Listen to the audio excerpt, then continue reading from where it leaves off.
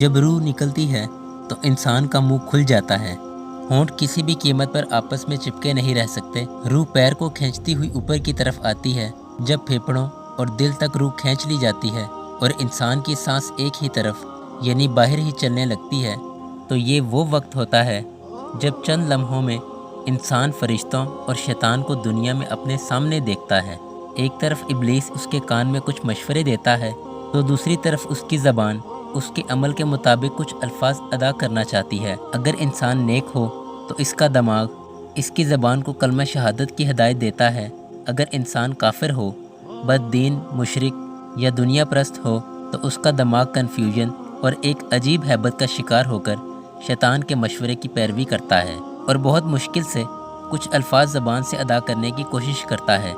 ये सब इतनी तेज़ी से होता है कि दिमाग को दुनिया की फजूल बातों का सोचने का मौका ही नहीं मिलता। इंसान की रूह निकलते वक्त जहन एक ज़बरदस्त तकलीफ़ महसूस करता है, लेकिन तड़प नहीं पाता, क्योंकि दिमाग को छोड़कर बाकी जिस्म की रूह उसकी हलक में इकट्ठी हो जाती है और जिस्म एक गोश्त के बेजान लोथड़े की तरह पड़ा होता है जिसमें कोई हरकत की गुंजाइश नहीं रहती। आखिर में दिमाग की रूह भी खींच ली जाती है।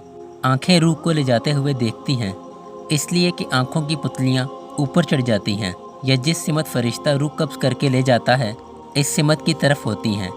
इसके बाद इंसान की ज़िंदगी का सफ़र शुरू होता है, जिसमें रूह तकलीफ़ों के तह खाने से लेकर आराम के महल्लात की आहट महसूस करने लगती है। जैसा कि इससे वादा किया गया, जो दुनिया से गया वापस कभी लौटा नहीं, सिर्फ इसलिए क्योंकि उसकी रूह आलम बरज़ख का इंतज़ार कर रही होती है, जिसमें इसका ठिकाना दे दिया जाएगा। इस दुनिया में महसूस होने वाली तवील मुद्दत इन रूहों के लिए चंद सेकंड से ज़्यादा नहीं होगी।